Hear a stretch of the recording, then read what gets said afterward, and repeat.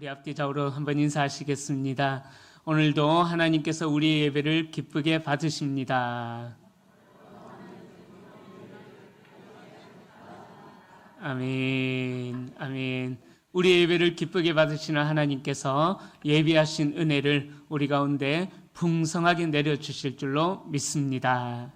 오늘 본문 말씀으로 아골 골짜기에서 다시 피어난 사랑, 아골 골짜기에서 다시 피어난 사랑이라는 제목으로 말씀 나눌 때에 하나님께서 우리에게 함께 하시고 또 풍성한 은혜로 채우실 줄 믿습니다.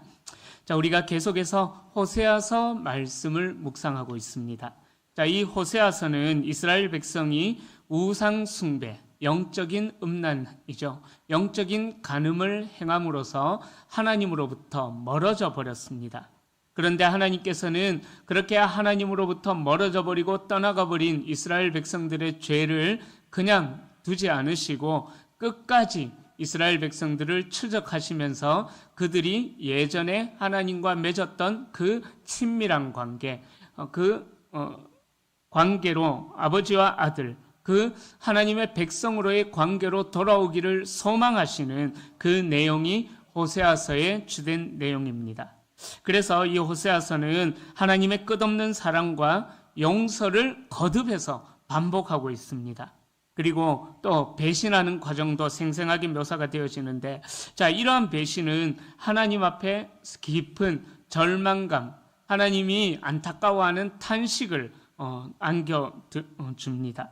이 복잡한 감정을 효과적으로 전달하기 위하여서 하나님께서는 선지자 호세아를 선택하셨고 그 호세아의 가정에 받아들일 수 없는, 호세아가 이해할 수 없는 그 하나님의 계획들을 실행하도록 말씀하시죠. 자, 그래서 호세아와 그의 음란한 아내 고멜과의 관계를 통하여서, 그 사이의 이야기를 통하여서 하나님이 이스라엘 백성들을 얼마나 사랑하고 계시는지, 얼마나 돌아오기를 그렇게 애타게 기다리고 계시는지를 알려주는 것입니다. 고멜, 호세아의 아내죠. 음란한 아내였죠. 이 고멜은 호세아의 사랑과 보호를 받았음에도 불구하고 호세아의 품에서만 만족했던 것이 아니라 다른 남자의 품에서 만족을 찾으려고 떠나가 버립니다. 이는 이스라엘 백성들이 하나님의 사랑과 은혜와 또 보호 아래 있지만은, 그러나 그들이 하나님의 은혜와 사랑을 깨닫지 못하고 계속해서 이방신을 찾으러 다니는 그러한 모습과 동일하다라는 것을 호세아의 아내인 고멜을 통하여서 말씀하고 있습니다. 자, 그럼에도 불구하고 하나님께서는 호세아에게 또 이해되지 않는 명령을 내리셔요.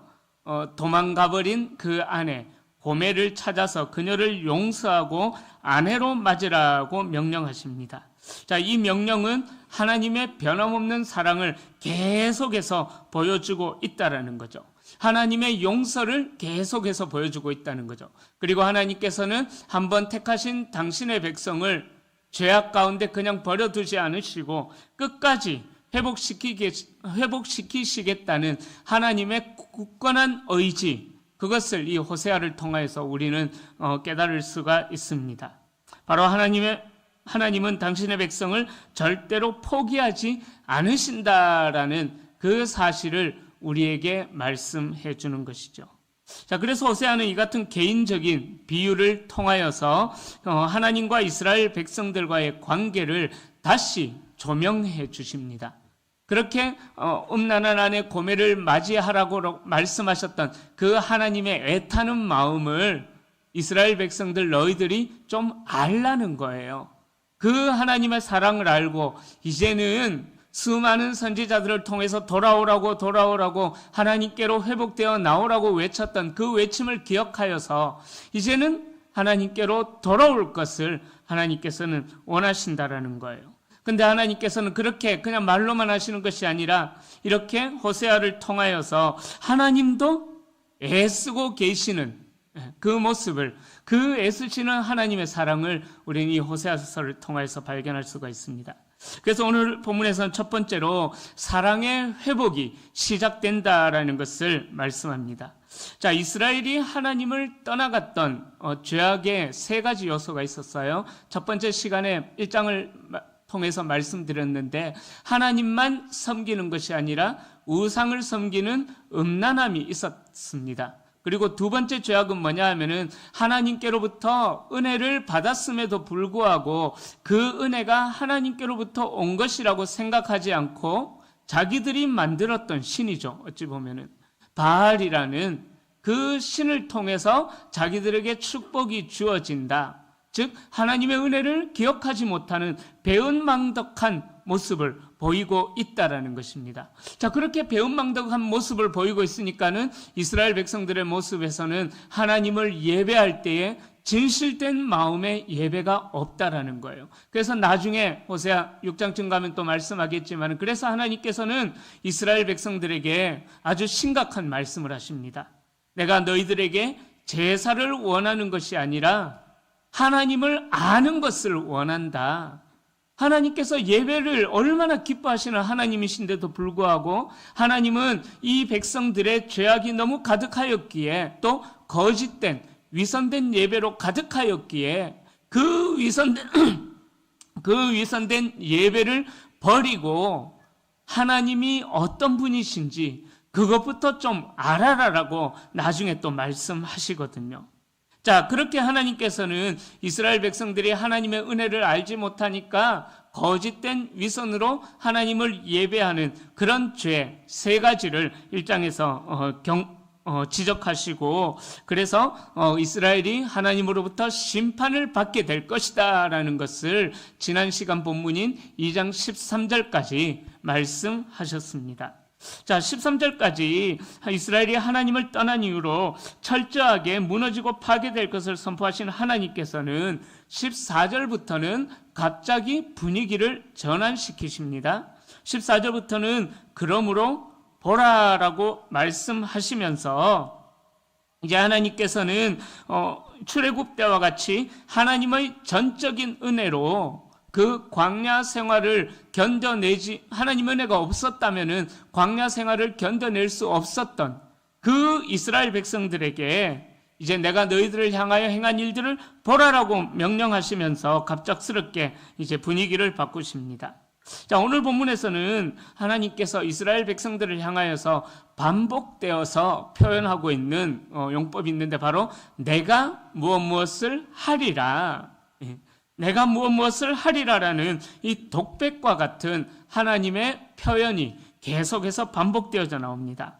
이는 이스라엘 백성들을 향한 하나님의 사랑과 하나님의 회복에 대한 계획을 내가 무엇을 행할 것이다, 무엇을 할 것이다 라고 그렇게 말씀하시면서 하나님의 의지, 이스라엘 백성들을 향한 구원의 계획은 확실하다라는 것을, 내 의지 또한, 하나님의 의지 또한 확실하다라는 것을 선포하고 있는 것입니다. 자, 그렇게 하나님께서는 이스라엘 백성들을 심판하시겠다라고 말씀하시고 난 후에 다시 회복시키시기 위하여서 오늘 본문에 보면은 이 이스라엘을 어디로 데리고 나가냐 하면은요, 거친 들로 데리고 가신다라고 14절에서 말씀합니다. 자, 이 거친 들은 바로 이스라엘 백성들이 출애굽한 이후에 경험했던 광야 생활을 의미합니다.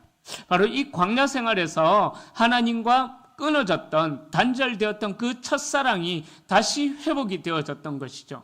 이스라엘 백성들이 요셉으로 인하여서 70명의 인원이 애굽 땅으로 이주하면서 그 창세기의 역사는 끝이 납니다. 그런데 출애굽기가 시작되면서 요셉을 알던 사람들은 다 죽고, 요셉을 알지 못하였던 새로운 사람들, 새로운 왕들이 일어나면서 이스라엘 백성들은 신세가 노예로 전락해버리게 된다는 것이죠. 그것이 무려 400여 년의 시간 동안 그렇게 노예로 전락해버렸는데, 하나님께서는 그렇게 노예 생활로 근근하면서 하나님과의 교제가 단절된 것처럼 살고 있었던 이스라엘 백성들을 광야로 끌어내셨다라는 것입니다. 이 광야라는 곳은 어떤 곳이었습니까? 바로 하나님과의 첫사랑의 추억이 있는 그런 은혜의 자리였습니다. 바로 호세아서 2장 14절에서 이야기하는 거친 들이 바로 그 광야를 의미하는 거예요. 하나님은 이스라엘 백성들과 다시 혼인관계를 맺으시면서 그곳에서 다시 새롭게 남편으로서, 또 이스라엘은 그리스도의 하나님의 정결한 신부로서 맺어질 그 관계를 시작하시겠다라고 선포하고 계시는 것입니다. 또 15절에 보면은 아골 골짜기가 나와요. 이 아골 골짜기 잘 아시죠? 과거 여호수아 시대 때, 여호수아 6장과 7장을 배경으로 하고 있는데, 이스라엘 백성이 가나안에 입성하면서 여리고성을 하나님의 은혜로 무너뜨립니다. 그런데 그 여리고성을 무너뜨리고 나서 그 모든 거기에서 얻어지는 전리품은 하나님께서 모두 다 하나님께 바쳐라, 하나님께 드려라 했는데, 그 중에 한 사람, 아간이라는 사람이 탐심에 이끌려가지고 범죄를 하게 되죠. 은과 금과 그리고 아름다운 외투, 좀 비싸 보이는 그런 외투 한 벌을 챙기게 됩니다. 자, 그로 인하여서 아간과 그의 가족들은 하나님으로부터 심판을 받아서 죽임을 당하게 되는데, 그 아간과 가족들이 묻혔던 골짜기가 바로 오늘 본문에 나오는 이 아골 골짜기입니다. 여호수아 때 아간이 하나님의 말씀을 어기고 심판받았던 장소가 아골 골짜기였습니다.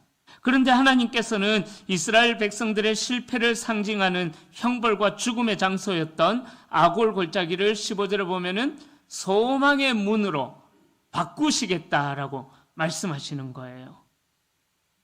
아골 골짜기를 소망의 문으로 변하게 하는 약속은 또 하나님을 배반하고 떠나간 이스라엘 백성들을 반드시 회복시키시겠다라는 하나님의 굳건한 의지를 우리가 확인할 수가 있습니다. 자, 정리해 보겠습니다. 하나님과 이스라엘의 회복은요, 어디서부터 시작이 되어졌냐 하면은 바로 출애굽한 이후에 그들이 40여 년 동안 지냈던 광야 생활에서부터 하나님과의 사랑의 관계가 회복이 되어지고, 거기서부터 어찌 보면은 첫사랑이 시작이 되어졌던 것입니다. 아무것도 의지할 것이 없는 광야에서 하나님과의 사랑이 다시 시작이 되어진 것이죠. 풍요를 쫓아서 바알을 섬기던, 세상이 좋아서 세상의 풍요를 따라가면서 바알을 섬기던 그들을 하나님께서 어디로 끌고 가신다고요? 거친 들, 광야로 끌고 가신다라는 거예요. 광야는 아무것도 없습니다. 오직 하나님만을 의지해야 하는 것이 광야였던 것입니다. 그 거친 들에서 바알을 바라보았던, 세상의 풍요를 바라보았던, 그래서 세상의 부요함을 쫓았던 이스라엘 백성들을 하나님께서 거기서 다시 훈련시키시겠다라는 거예요. 거기서 세상을 바라보았던 영적인 음란함을 제거하시고 하나님과의 첫사랑을 회복할 것이다 라고 말씀하고 있는 것입니다. 라는 성도님들, 마찬가지로 우리에게도, 저와 여러분들에게도 이 거친 들, 광야가 필요할 때가 있습니다. 우리가 소망했던 이 세상의 모든 것들을 내려놓고 하나님과 1대1로 독대해야 될 그때가 우리에게도 필요하다라는 것입니다. 그런데 우리는 하나님과 독대해야 될 그 순간에 대한 필요성을 많이 느끼지 못해요. 왜요?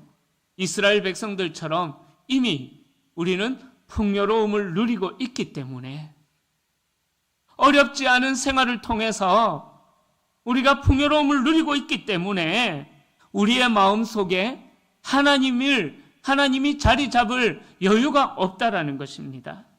여러분, 우리에게 우상처럼 자리 잡고 있던 세상의 풍요와 성공, 욕망에서 우리는 벗어나기 위하여서 이 거친 들, 광야, 이곳에서 하나님 앞에 홀로 서 있을 때가 필요하다라는 것입니다. 야곱이 그러했죠.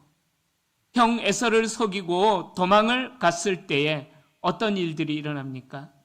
에서가 야곱을 죽이기 위하여서 그렇게 군사들을 이끌고 야곱을 잡으러 오는 그런 일들이 일어났지 않습니까? 그때 야곱이 어떤 선택을 합니까? 다 먼저 보내고 나서 자기는 홀로 하나님과 독대하는 시간을 가졌던 것입니다. 하나님과 독대하였을 때에 그의 인생에 놀라운 변화가 일어나게 되었다라는 것입니다.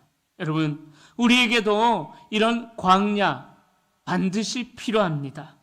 너무 익숙해져 있던 이 세상에서 벗어나기 위하여서, 또 우리에게 너무나 익숙해져 있던 바알과 같은 이러한 것에서 벗어나기 위하여서 하나님 앞으로 나아가서 하나님과 독대하는 시간을 반드시 가지셔야 합니다. 할렐루야. 정말 가지셔야만 합니다. 주중 기도가 독대하는 좋은 시간입니다. 여러분들, 오전 9시 반부터 저녁 9시까지 교회의 문을 열어둡니다. 제가 9시에, 지난주에 보니까는요, 9시에 문을 잠그러 이제 왔는데, 그때 기도하러 오시는 분도 계시더라고요. 얼마나 아름다웠고 이뻐 보이는지.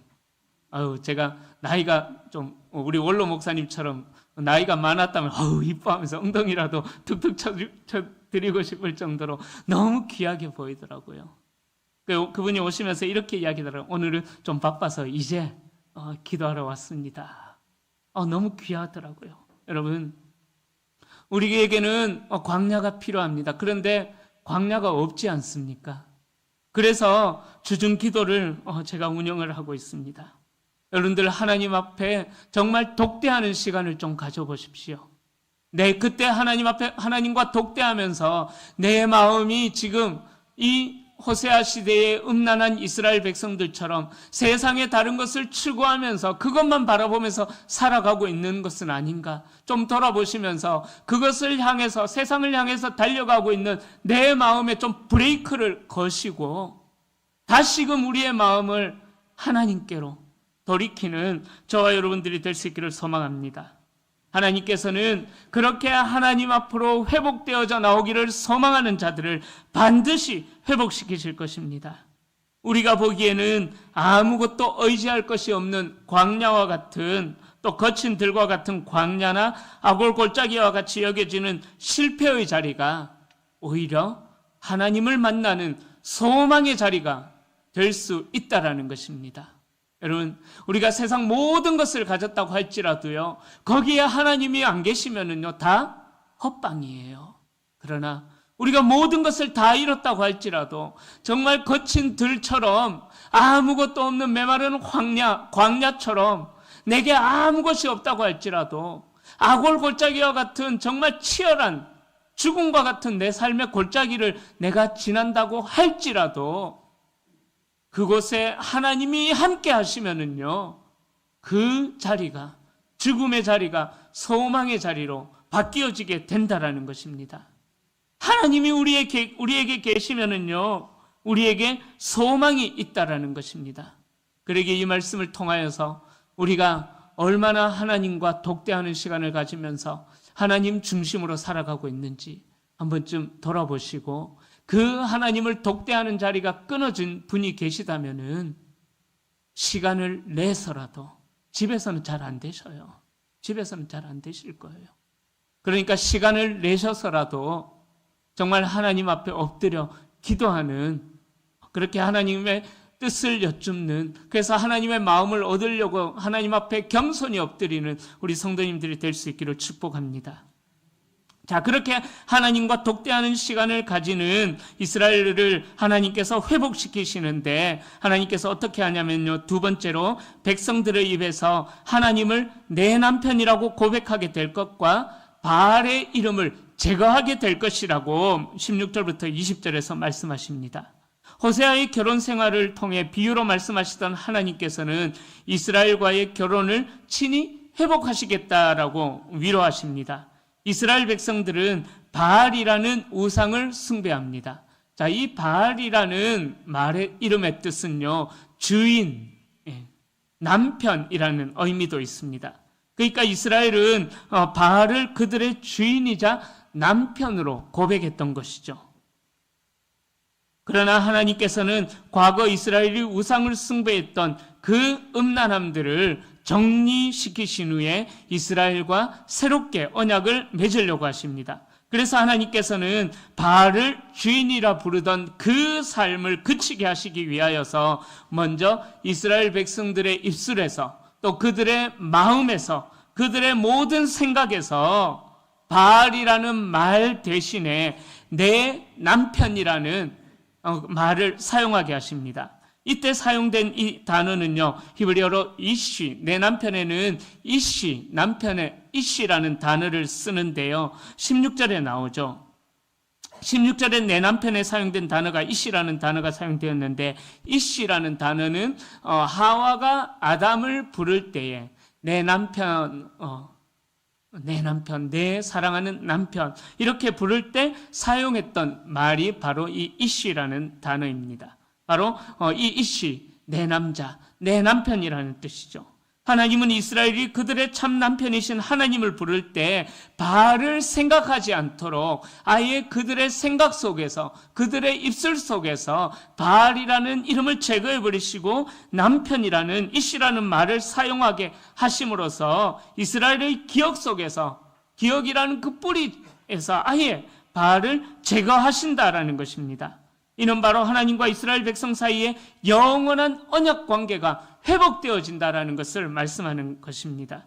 또한 18절에 보면은요, 이 언약 관계의 회복에는 누가 포함이 되냐 하면은요, 들짐승들, 공중의 새들, 땅의 곤충도 포함된다라고 말씀하시죠. 이는 2장 12절에 보면은 이 들짐승들이 이스라엘 백성들을 심판하는 도구로 등장합니다. 하지만 그렇게 이스라엘을 심판했던 그 들짐승들이 하나님의 언약의 회복의 대상에 포함이 되어진다라는 거예요. 그렇게 회복을 선포하시는 하나님께서는 이스라엘 백성들 가운데서 전쟁을 제거하시고 하나님의 공의와 정의, 은총과 긍휼, 진실함으로 회복하실 것이다 라고 하나님께서는 약속하고 있는 것입니다. 18절에 나타나는 완전한 평화의 언약은 19절과 20절에서 혼인의 약속으로, 결혼의 약속으로 계속해서 이어지면서 고백합니다. 19절과 20절에 보면은 내가 네게 장가 들리니 라고 표현하죠. 하나님께서 그 음란한 이스라엘 백성들에게 어떻게 하신대요? 장가 들겠다라는 거예요. 놀랍지 않습니까? 그런데 이 하나님께서 이 음란한 이스라엘 백성들에게 장가 들리라 이 말을 3번이나 반복함으로써 하나님과 이스라엘의 깨진 관계를 처음으로 완전하게 회복시키실 것이다 라는 것을 의미합니다. 3번 반복되는 이 구절은 재결합의 특징을 설명하는 것이죠. 그 특징이, 재결합의 특징이 나오는데 바로 19절에 나오죠. 영원하고 공의와 정의, 사랑과 긍휼, 진실함으로 하나님과 음란한 이스라엘 백성들의 관계가 회복되어진다라는 거예요. 이스라엘 백성들이 이전에는 어떠했습니까? 하나님께서 이렇게 관계를 회복하시기 전에는 이들에게는요, 하나님과 맺었던 그 영원한 언약이 깨어져 버렸습니다. 그리고 하나님의 공의와 하나님의 정의도 사라져 버렸습니다. 그러다 보니까는 하나님의 자비롭게 여기심, 그 은총마저도 사라져 버렸다라는 거예요. 그래서 하나님께서는 이 이스라엘 백성들에게 장가를 드신다라고 말씀하시면서 영원성과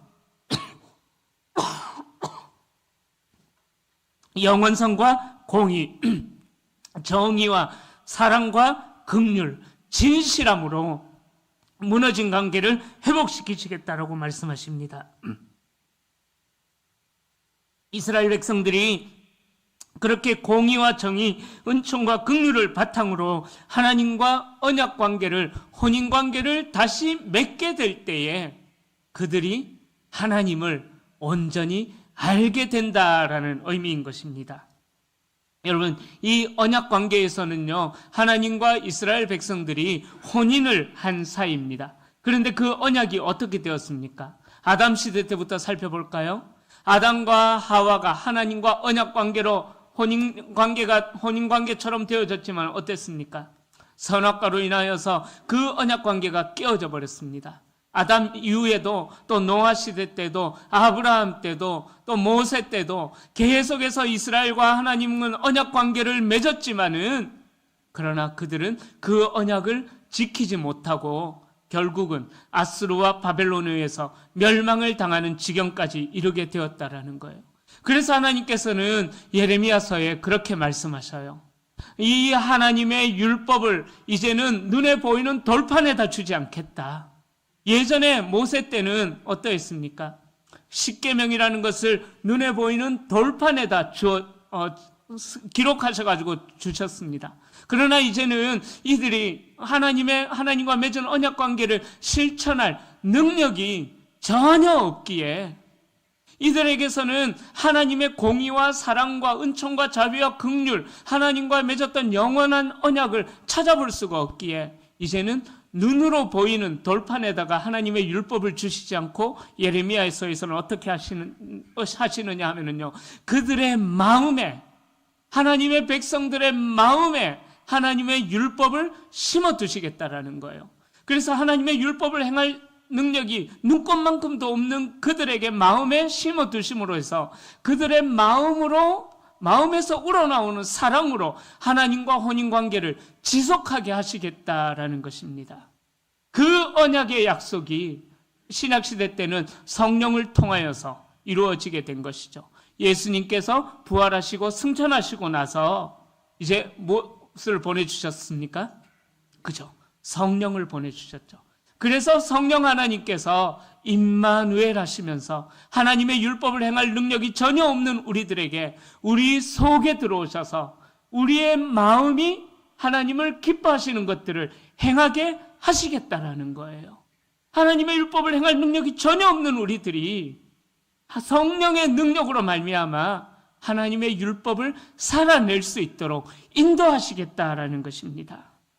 그래서 이 이스라엘 백성들이 바알을 숭배하는 우상에서 이제는 하나님의 신부로서 거룩한 그리스도의 신부로서 바꾸시겠다라는 것입니다. 호세아서에서는 하나님만이 이스라엘의 남편이다라는 사실을 강력하게 말씀하고 있다라는 것이죠.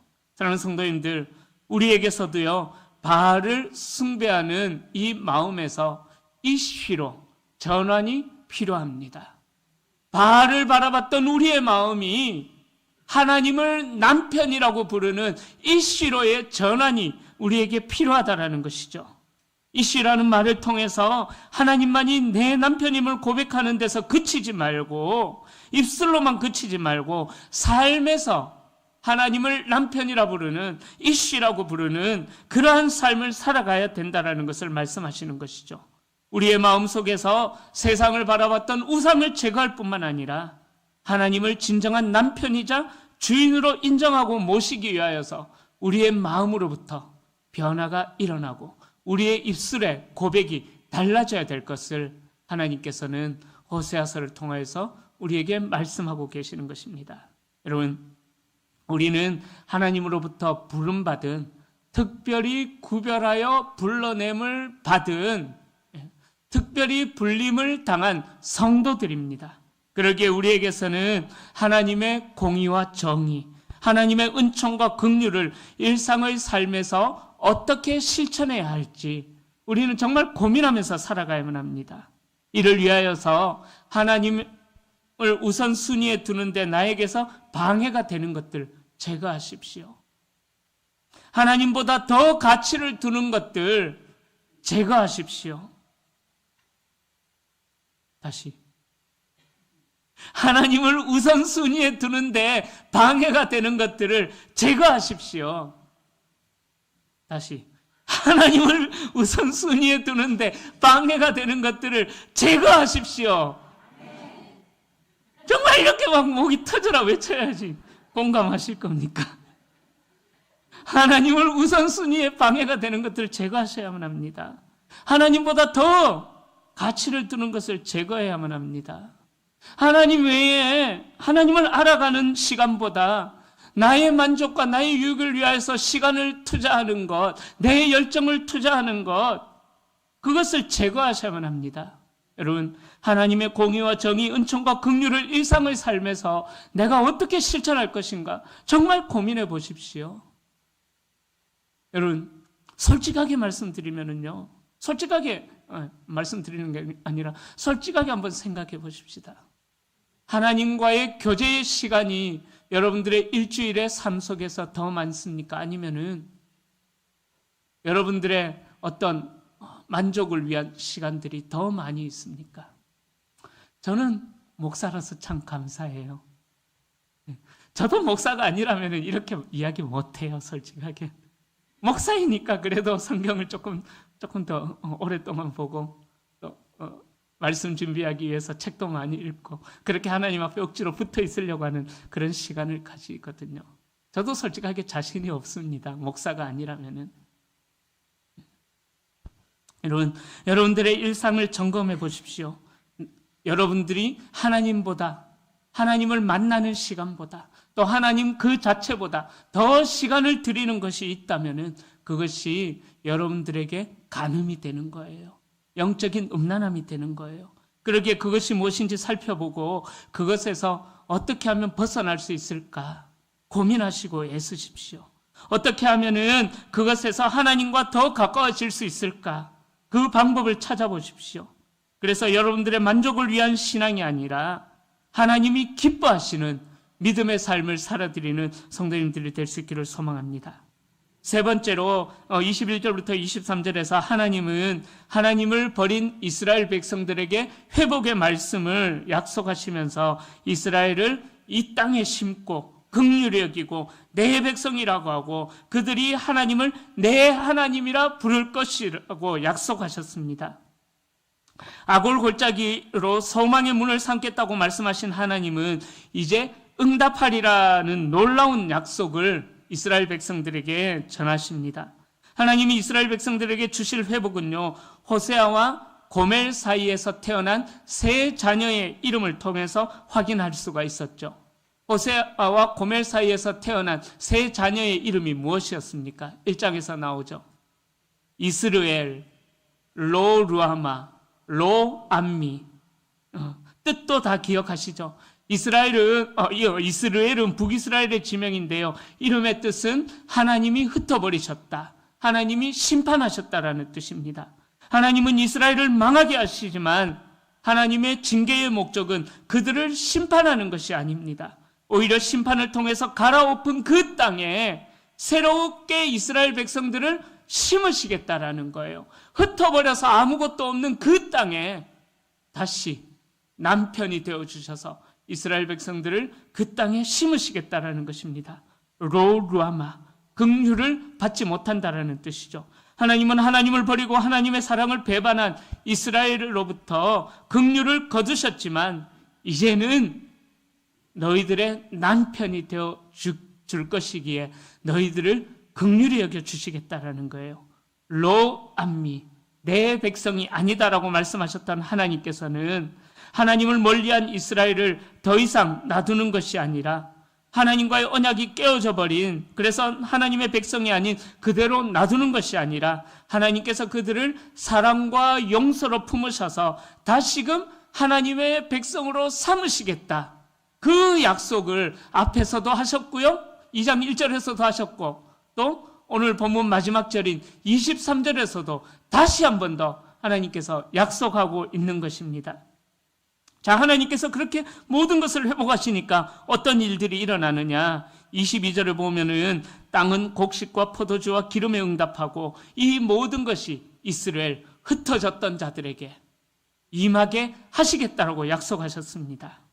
땅의 곡식과 포도주와 기름, 그 땅의 풍성함을 얻기 위해서 죽으라고 바알을 쫓아가던 그 이스라엘 백성들이 이제 하나님의 이름을 부르며 하나님께로 돌아오도록 하나님이 만들어 가시겠다라는 거예요. 내 백성이라고 말씀하셨던 하나님께서 그들을 돌아오게 하시고 그들이 돌아오면은 이 모든 것을 더하게 하시겠다라고 약속하신 것입니다. 여러분, 우리는 예수 그리스도를 믿으면서 이런 생각들을 하기도 합니다. 예수 믿으면 복 받습니다. 복 받습니다. 그런데 우리의 현실은 어떻습니까? 예수 믿고 나서 오히려 더 많은 고난이, 정말 진실된 믿음을 사는 자들이라면요, 예수를 믿고 나서 더 많은 어려움들이 우리에게 찾아오는 것이 당연합니다. 물론 하나님께서는 세상의 풍성함이라는 것으로 은혜도 주시지만은, 그러나 하나님께서는 진실된 믿음을 가진 자들에게 그 믿음이 더 굳건해지고 더 단단해지기 위해서 고난이라는 것을 허락해 주신다라는 것입니다. 자, 그렇게 고난을 허락해 주셨던 하나님께서는 이스라엘 백성들이 그 고난의 자리에서 믿음을 버리지 않고 굳건하게 지키고 나가면은 곡식과 포도주와 기름을 더하시겠다라는 거예요. 여러분, 하나님의 축복은 내가 추구한다고 해서 그게 내게로 주어지는 것이 아니에요. 하나님께서 우리에게 자비를 베푸시고 불쌍히 여겨 주셔야지만 하나님의 축복이 우리에게 임하는 것입니다. 어찌 보면 하나님의 축복은요, 무지개와 같아요. 내가 암만 따라가려고 해도 그것이 우리에게 주어지지 않습니다. 그러나 그 축복을 받을 수 있는 비결은요, 바로 하나님 중심으로, 이슈의 신앙, 하나님 중심으로 살아가는 자들이 하나님의 은혜와 복을 누리게 된다는 것입니다. 그 하나님의 사랑을 인식할 때 죄와 불순종으로 가득했던 과거와 현재의 삶에서 하나님과 끊을 수 없는 언약의 관계로 우리는 나아갈 수가 있는 것입니다. 그렇게 하나님께서는 우리의 삶에 소망과 목적을 더해 주시고 우리의 삶을 풍요롭게 이끌어 가시도록 만들어 가신다는 것입니다. 그러기에 우리는 우리만 그 사랑을 받은 데서 그치는 것이 아니라 그 하나님의 사랑을 경험한 우리는 다른 사람들에게 내가 받은 은혜와 긍휼, 하나님의 공의와 정의를 실천하면서 살아가야 되는 거예요. 성경에서 말하는 하나님의 공의와 정의는요, 어떤 법적인 그것을 이야기하는 것이 아니에요. 성경에서 말하는 하나님의 공의와 정의는요, 바로 자비, 헤세드, 하나님의 인애를 이야기하는 거예요. 고아와 과부와 가난한 자와 연약한 자들을 돌아보는, 바로 하나님께서 하나님을 떠난 이스라엘 백성들을 그 공의와 자비로 돌아보시면서 하나님께로 다시 인도하셨던 것처럼 우리도 이 세상을 향하여서 그런 삶을 살아가야 될 것을 하나님께서는 호세아서를 통해서 우리에게 말씀하고 있습니다. 이제 말씀을 정리합니다. 이스라엘은 하나님과 맺은 언약을 깨뜨려 버렸지만 그들을 향한 하나님의 약속은 변하지 않았습니다. 그들은 하나님께 불순종했지만 하나님께서는 변함없는 사랑과 긍휼로 그들을 붙들어 주셨던 것입니다. 마찬가지로 우리는 이스라엘 백성들처럼 하나님의 말씀대로 살지 못하는 그러한 모습이 있기도 합니다. 온전히 순종하지 못하는 연약한 존재가 느껴질 때도 있습니다. 그러나 우리의 연약함에도 불구하고 하나님은 그 풍성한 사랑으로 저와 여러분들을 날마다 초대하고 계시는 줄로 믿습니다. 우리가 넘어질지라도 넘어진 자리에서 하나님의 사랑을 기억함으로, 우리를 붙들고 계시는 하나님의 사랑을 기억함으로 다시 넘어진 자리에서 일어나서 하나님을 떠났던 그 신앙의 자리에서 일어나서 하나님을 신앙하는 자리로, 불신앙의 자리에서 신앙의 자리로 다시 나올 수 있기를 축원합니다. 그러할 때에 하나님은 언약에 근거해서 우리를 하나님의 소유로 여기시고 반드시 회복시키실 것입니다. 우리를 향한 하나님의 사랑을 막을 것은 아무것도 없습니다. 그러기에 세상이 주는 그 욕망에 우리의 마음이 이리 갔다 저리 갔다 흔들리지 마시고요. 하나님과의 관계를 바로 세워서 하나님께서 주시는 축복 속에서 날마다 천국을 누리며 살아가는 우리 모든 성도님들이 다 되시기를 예수님의 이름으로 간절히 축원합니다. 기도하겠습니다.